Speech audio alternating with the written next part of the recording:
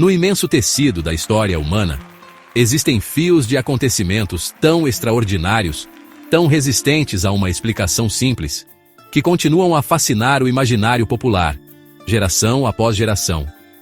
Você já parou para pensar naqueles momentos em que o véu entre o conhecido e o desconhecido parece se tornar incrivelmente fino? Onde vidas comuns são tocadas por algo que desafia o entendimento convencional, deixando um legado de admiração e debate fervoroso. São esses os acontecimentos que desafiam a nossa própria percepção da realidade, nos convidando a olhar mais de perto e a questionar mais a fundo. Essa é a natureza da história que se desenrola num cantinho sossegado de Portugal. Um conto de profundo mistério. Você por acaso já ouviu falar de um evento conhecido como o Milagre do Sol? Um fenômeno onde o próprio astro-rei, que nos dá a vida, teria bailado nos céus diante de dezenas de milhares de testemunhas boquiabertas. E você sabia que os protagonistas desse espetáculo inacreditável foram 3 pastorinhos, moradores de um vilarejo humilde, quase esquecido no tempo?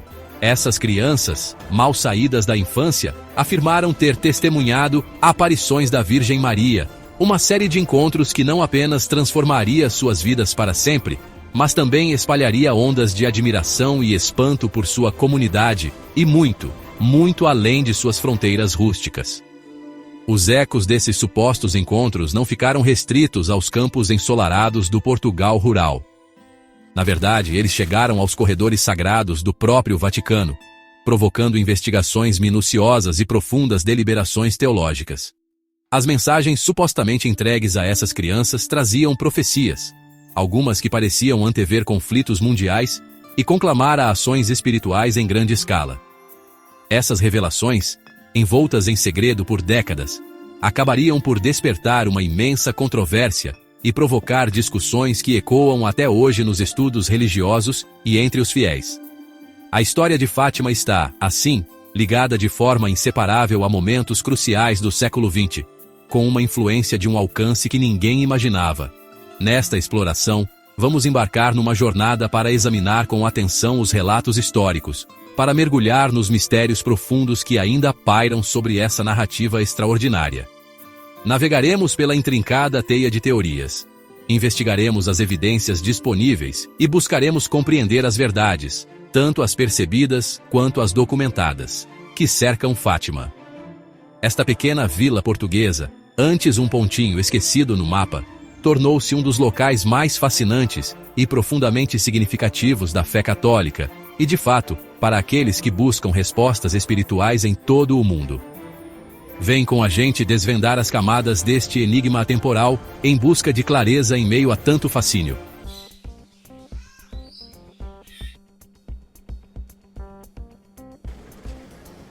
Nossa história começa no singelo vilarejo de Aljustrel, aninhado na freguesia de Fátima, Portugal, nos primeiros anos do século XX. Aqui, a vida se desenrolava num ritmo ditado pelas estações e pelas antigas exigências da terra. A paisagem oferecia um sustento modesto, e o dia a dia de seus habitantes era de trabalho incessante, onde a fé trazia consolo e a comunidade oferecia força. Era um mundo praticamente intocado pelas rápidas mudanças dos centros urbanos, um lugar onde a tradição imperava. Entre as famílias que viviam nessa simplicidade rústica, estavam os Santos e os Marto. Lúcia dos Santos, nascida em 1907, era uma criança esperta e responsável. Já aos 10 anos de idade, acostumada com os deveres de pastorear o pequeno rebanho da família. Seus dias eram passados na companhia silenciosa das ovelhas, percorrendo o terreno familiar da Cova da Iria e suas colinas circundantes. Seu mundo era feito de orações, catecismo e histórias populares, uma vida de inocência e piedade arraigada. Ela era, ao que tudo indicava, uma menina comum, com os pés bem assentes na realidade de sua criação no campo. Seus primos mais novos, Francisco e Jacinta Marto, frequentemente acompanhavam Lúcia em seus deveres pastoris. Francisco, nascido em 1908, era uma alma contemplativa, conhecido por sua natureza quieta e uma conexão profunda com o mundo natural ao seu redor. Ele era menos inclinado a relatar visões inicialmente, mas sua presença firme foi crucial para o desenrolar dos acontecimentos. Ele possuía um espírito gentil, talvez mais sintonizado com as maravilhas silenciosas dos campos e do céu. Seus dias eram preenchidos com as tarefas simples de um pastorzinho, seu coração já inclinado a uma devoção silenciosa. Jacinta, irmã mais nova de Francisco, nascida em 1910, era a caçula do trio, com apenas 7 anos quando suas vidas tomaram um rumo surpreendente. Ela era descrita como uma criança sensível e afetuosa, talvez mais expressiva em suas emoções do que o irmão. Seu medo inicial das aparições relatadas logo se transformaria em uma fé profunda e inabalável. Juntas, estas 3 crianças, unidas pelo sangue e pela experiência compartilhada, formavam uma unidade inseparável. Suas vidas estavam entrelaçadas com a terra que percorriam, seus dias marcados por uma simplicidade que logo seria estilhaçada por eventos, além de sua mais fértil imaginação.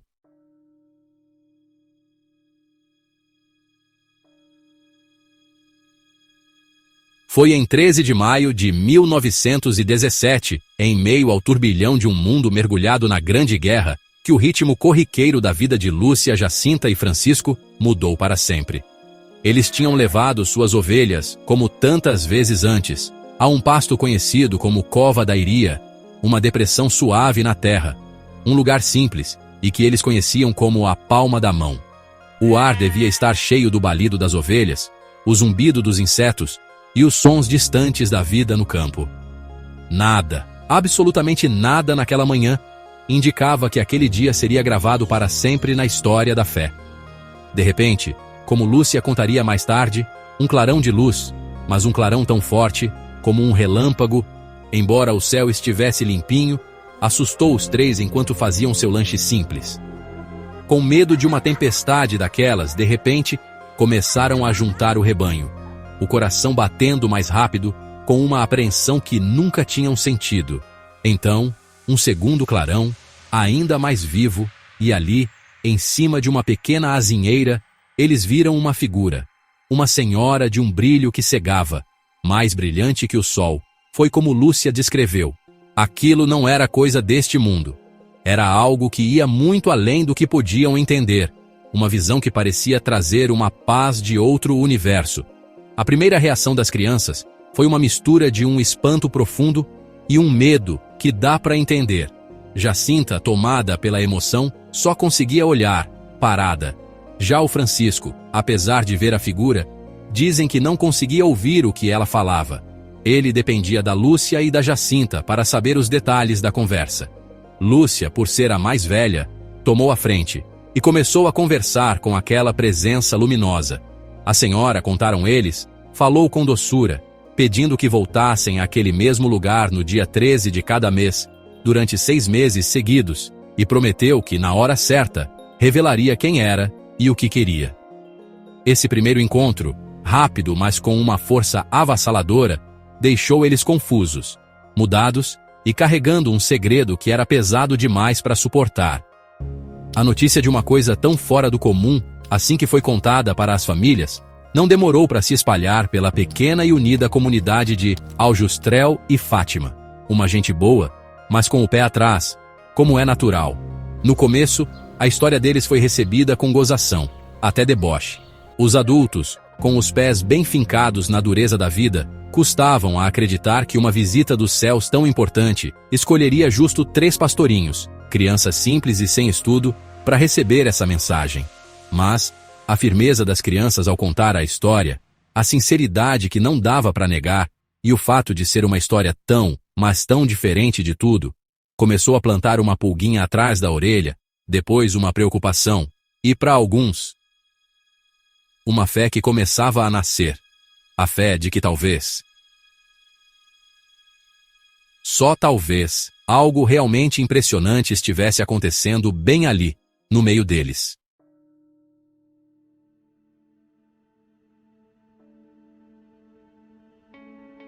Com o passar dos meses, de maio a setembro de 1917, as crianças retornavam fielmente à Cova da Iria no dia 13, conforme a senhora misteriosa havia pedido.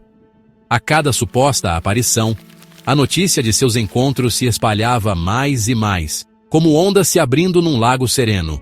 O que começou como curiosidade local, logo floresceu em intriga regional, atraindo multidões cada vez maiores ao local. As crianças relatavam mais conversas com a senhora, que revelava profecias e pedia penitência e oração, especialmente o rosário, pela paz num mundo devastado pela guerra. A promessa de um grande milagre, anunciado para a aparição final em 13 de outubro, pairava densa no ar, alimentando tanto uma antecipação fervorosa quanto um ceticismo profundo. Os dias que antecederam o 13 de outubro estavam carregados de uma tensão quase palpável. Jornais, inicialmente descrentes, começaram a cobrir a história de Fátima com interesse crescente, enviando repórteres e fotógrafos para documentar o que poderia acontecer. Os fiéis, em número cada vez maior a cada mês, preparavam-se para um sinal divino, uma confirmação das alegações incríveis das crianças. Os céticos, incluindo autoridades seculares e parte do clero, viam o fenômeno crescente com alarme, temendo uma ilusão em massa, ou até mesmo um engano deliberado. No entanto, a atração do milagre prometido era inegável. Um farol atraindo gente de todo tipo, de camponeses devotos a intelectuais curiosos, todos convergindo para aquela colina remota em Portugal. Na manhã de 13 de outubro de 1917, a Cova da Iria era um cenário de extraordinária convergência humana, apesar da chuva torrencial e implacável que transformara os campos num lamaçal. As estimativas variam, mas é amplamente aceito que uma multidão de cerca de 70 mil almas se reunira. Chegaram de carroça, a cavalo e principalmente a pé, enfrentando condições terríveis, com as roupas ensopadas e os pés afundando na lama. Era uma assembleia diversificada. Os devotos agarravam seus terços, os rostos marcados pela esperança. Os curiosos perscrutavam os céus e a multidão, buscando qualquer pista. Jornalistas rabiscavam notas, seu ceticismo profissional talvez tingido por um espanto silencioso. Todos esperavam. O olhar fixo na pequena azinheira onde as crianças esperavam que a senhora aparecesse. A dimensão impressionante desta reunião, num local tão isolado e sob um tempo tão inclemente, diz muito sobre a força do testemunho das crianças e o profundo anseio humano por significado e pelo milagroso. 70 mil indivíduos, unidos por uma expectativa compartilhada, a respiração coletiva suspensa. As crianças, Lúcia, Francisco e Jacinta, chegaram em meio à multidão, pequenas figuras no epicentro desta imensa maré humana. Quando a hora marcada se aproximou, a chuva, que caía incessantemente, teria começado a diminuir. E Lúcia, segundo testemunhas, pediu para que a multidão olhasse para o sol. O palco estava montado para um evento que seria debatido para sempre.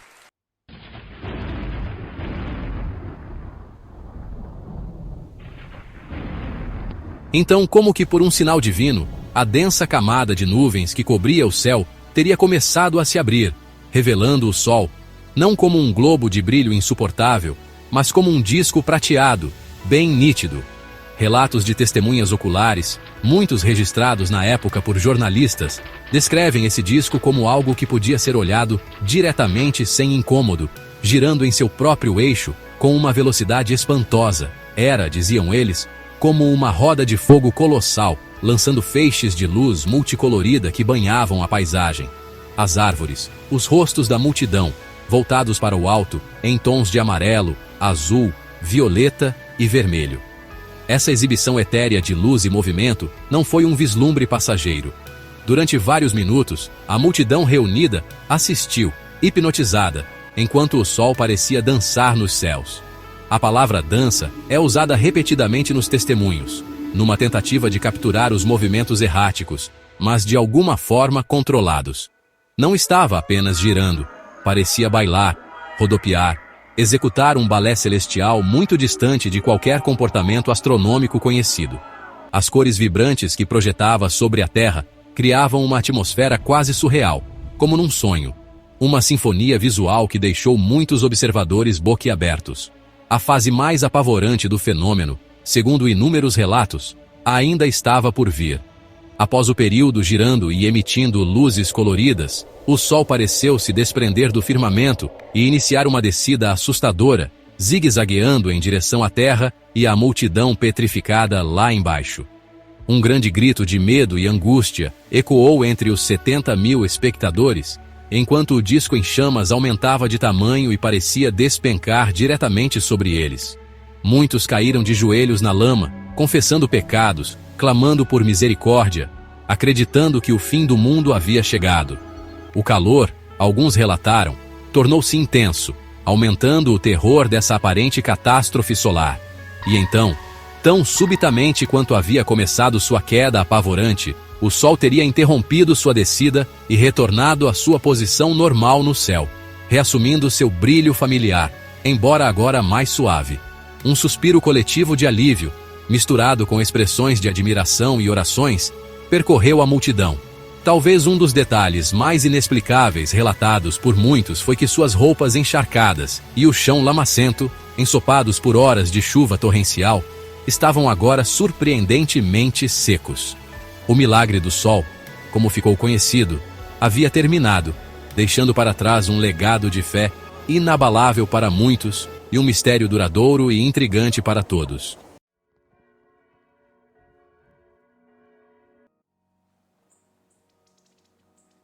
O terceiro segredo, talvez o mais enigmático de todos, permaneceu envolto em silêncio por décadas, um testamento selado mantido dentro das paredes estoicas do Vaticano. Lúcia, a mais velha dos videntes e a única que viveria para ver o desenrolar do século XX, transcreveu meticulosamente esta revelação final, conforme instruído pela aparição. Este documento, confiado aos mais altos escalões da Igreja, deveria ser aberto apenas em um momento especificado, ou conforme o julgamento do pontífice reinante. Sua própria existência alimentou uma curiosidade global sem precedentes, uma mistura de apreensão e fervorosa antecipação, enquanto teólogos, historiadores e fiéis ponderavam sobre a natureza de seu conteúdo, oculto dos olhos do mundo. Ano após ano, década após década, o segredo permaneceu não revelado. Papas vieram e se foram. Alguns leram seu conteúdo, suas expressões supostamente sombrias, mas escolheram mantê-lo fora do conhecimento público. As razões oferecidas para esse prolongado segredo foram variadas: que o mundo ainda não estava pronto, que sua interpretação era complexa, ou que sua revelação poderia causar pânico indevido ou má interpretação. Essa reticência, no entanto, apenas intensificou a especulação. As teorias floresceram, variando de previsões de eventos apocalípticos a crises internas da Igreja, cada hipótese adicionando outra camada ao misticismo da mensagem final de Fátima, transformando-a em uma das cartas seladas mais debatidas da história moderna. Finalmente, no ano jubilar de 2000, o Papa João Paulo II, um pontífice com uma profunda conexão pessoal com Fátima, considerou o momento apropriado para sua revelação. O mundo assistiu com respiração suspensa enquanto o Vaticano divulgava o texto. Descrevia uma visão angustiante: um bispo vestido de branco, acreditado ser o Papa, lutando por uma cidade devastada, passando pelos corpos de mártires, antes de ele próprio ser abatido por soldados. Outros bispos, padres e figuras religiosas compartilhavam deste destino sombrio. A interpretação oficial ligou esta cena profética à perseguição dos cristãos, ao longo do século XX, culminando, simbolicamente, na tentativa de assassinato do Papa João Paulo II, em 13 de maio de 1981, o aniversário da primeira aparição de Fátima. No entanto, a revelação não acalmou todas as especulações. De fato, para alguns, acendeu um novo debate. Surgiram perguntas: este era o segredo completo? Sua interpretação foi muito restrita? Alguns sentiram que o escopo da visão se estendia além dos eventos passados, contendo avisos para o futuro da Igreja e do mundo. O Vaticano manteve sua explicação oficial, enfatizando o chamado à oração e à penitência como a mensagem central. No entanto, o terceiro segredo de Fátima continua a ser um assunto de intensa discussão, um testemunho de seu poder duradouro e do profundo impacto que essas revelações, dadas a 3 pastorinhos, tiveram sobre a consciência global, desafiando nossa compreensão de profecia e intervenção divina.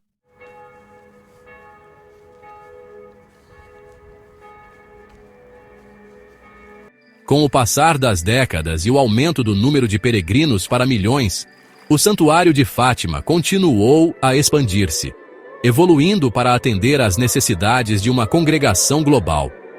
Uma vasta esplanada, capaz de acolher centenas de milhares de almas de uma só vez, agora se estende entre a histórica Basílica e sua contraparte moderna.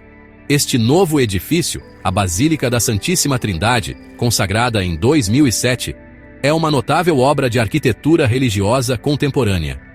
Seu design circular e estética minimalista oferecem um espaço diferente, mas igualmente profundo, para adoração e reflexão, simbolizando a universalidade e a natureza acolhedora da mensagem de Fátima no século XXI. As próprias pedras e espaços de Fátima estão imbuídos de camadas de simbolismo, meticulosamente entrelaçadas em sua arquitetura sagrada. A luz, um motivo recorrente nas aparições e no milagre do sol, desempenha um papel crucial no design de ambas as basílicas, inundando os interiores e criando uma atmosfera de transcendência. O diálogo entre a forma clássica da antiga Basílica de Nossa Senhora do Rosário e as linhas modernas da Basílica da Santíssima Trindade fala de uma fé que está enraizada na tradição e vibrante no mundo contemporâneo. Caminhos, como a Via Sacra Húngara, guiam os peregrinos em uma jornada meditativa, permitindo a reflexão pessoal em meio à experiência coletiva. O fenômeno da peregrinação a Fátima é um espetáculo a ser visto, particularmente nos aniversários significativos de 13 de maio e 13 de outubro. Multidões de pessoas convergem para este local sagrado. Um vibrante mosaico de culturas, línguas e idades, unidos por uma busca espiritual comum. As famosas procissões de velas são particularmente comoventes, transformando a vasta praça em um mar de luzes tremeluzentes. Cada chama uma oração, uma esperança, uma petição.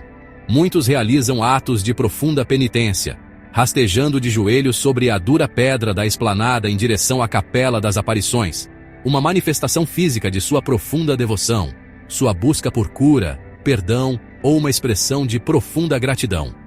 Fátima indiscutivelmente transcendeu suas origens portuguesas para se tornar um farol espiritual para todo o mundo católico e, de fato, um ponto de fascinação para muitos além dele. É um dos principais santuários marianos do mundo, atraindo crentes que buscam conectar-se com o divino em um lugar marcado por eventos extraordinários. O ar aqui é denso com oração, com histórias não contadas de dificuldades e esperança, de milagres silenciosos e encontros profundos.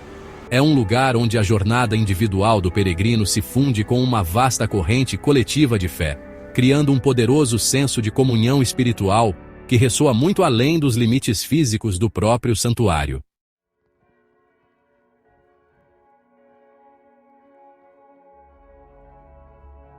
A narrativa dramática e misteriosa de Fátima, inevitavelmente, mexeu com o imaginário de artistas e contadores de histórias nas mais diversas mídias. Inúmeros filmes, desde dramatizações reverentes até documentários mais investigativos, buscaram retratar as aparições, as crianças perplexas, o milagre do sol e os segredos enigmáticos. Livros chovem por aí, dissecando as implicações teológicas, os contextos históricos e os testemunhos pessoais. Capturar a essência de um evento tão profundo e multifacetado, um que mistura a inocência quase infantil com pronunciamentos cósmicos, é um desafio e tanto. Mesmo assim, as tentativas continuam. Um verdadeiro testamento do fascínio duradouro que Fátima exerce sobre a alma humana e seu poder narrativo. A dimensão profética de Fátima, aliás, garante sua relevância contínua na boca do povo e nos debates atuais. Os segredos, especialmente aquelas partes interpretadas como previsões de eventos futuros ou lutas espirituais que não acabam, são frequentemente revisitados e reavaliados à luz das crises globais de hoje e das reviravoltas da sociedade.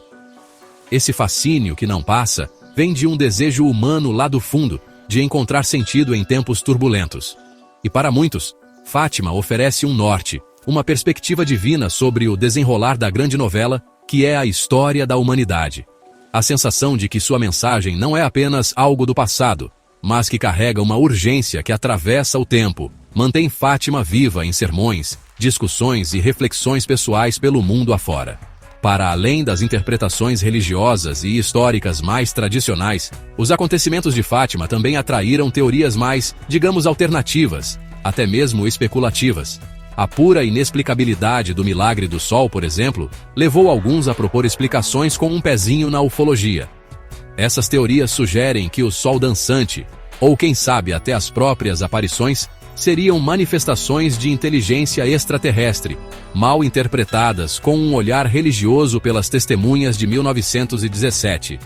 Embora essas interpretações fiquem mais à margem dos estudos sérios sobre Fátima, a insistência nelas só reforça o mistério profundo que continua a cercar os eventos principais, abrindo as portas para todo tipo de explicação quando as mais batidas parecem não dar conta do recado. No fim das contas, o impacto global mais marcante de Fátima é a devoção imensa e profundamente arraigada à Nossa Senhora de Fátima, que floresceu por todos os continentes. De basílicas imponentes a capelinhas de bairro, imagens da Virgem, tal como apareceu aos pastorinhos, são veneradas no mundo inteiro.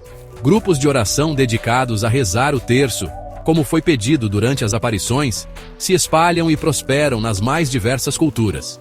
A mensagem central de Fátima, um chamado à oração, à penitência e à conversão pela paz, ecoou profundamente. Isso mostra como um evento numa pequena e modesta aldeia portuguesa pôde, de fato, cruzar todas as fronteiras geográficas e culturais, nutrindo uma verdadeira família espiritual global, unida sob o seu manto.